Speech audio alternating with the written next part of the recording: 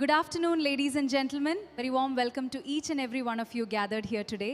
ഞാൻ ധന്യ ഇന്നത്തെ ഈ അനുഗ്രഹീതവും സന്തോഷപൂർണ്ണവും അപ്പോൾ ഇതായിരുന്നു നമ്മുടെ പ്രോഗ്രാമിൻ്റെ ഇൻട്രോ എന്ന് പറയുന്നത്. ഇന്നത്തെ ഈ പരിപാടിക്ക് രണ്ട് പ്രത്യേകതയുണ്ട്. ഒന്ന്, ഞാൻ എൻ്റെ നാട്ടിൽ ചെയ്യുന്ന ആദ്യത്തെ ഹോസ്റ്റിംഗ് ആണ്. രണ്ടാമത്തെ, ഞാൻ ആദ്യമായിട്ട് ചെയ്യുന്ന ബാപ്റ്റിസം പരിപാടിയും കൂടിയാണ് കേട്ടോ.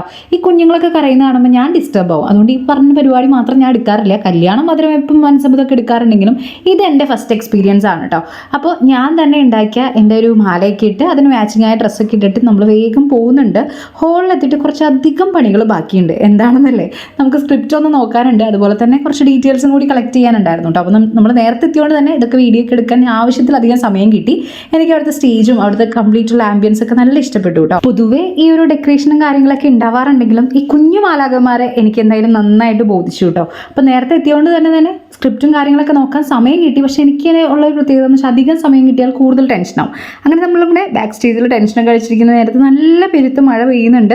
അതിനിടയിൽ നമ്മൾ പള്ളിയിലും പോയി കേട്ടോ. അവിടെ ചെന്നപ്പോൾ നമ്മളെ ചങ്ങനാശ്ശേരി രൂപത മെത്രാൻ അവിടെ ചടങ്ങുകൾ നടത്തുന്നുണ്ട്. ഞാൻ വേഗം തിരിച്ച് ഹോളിലേക്ക് തന്നെ വന്നു, കാരണം ആളുകളൊക്കെ വന്നു തുടങ്ങിയിട്ടുണ്ട്, നമുക്ക് പ്രോഗ്രാം സ്റ്റാർട്ട് ചെയ്യണ്ടേ.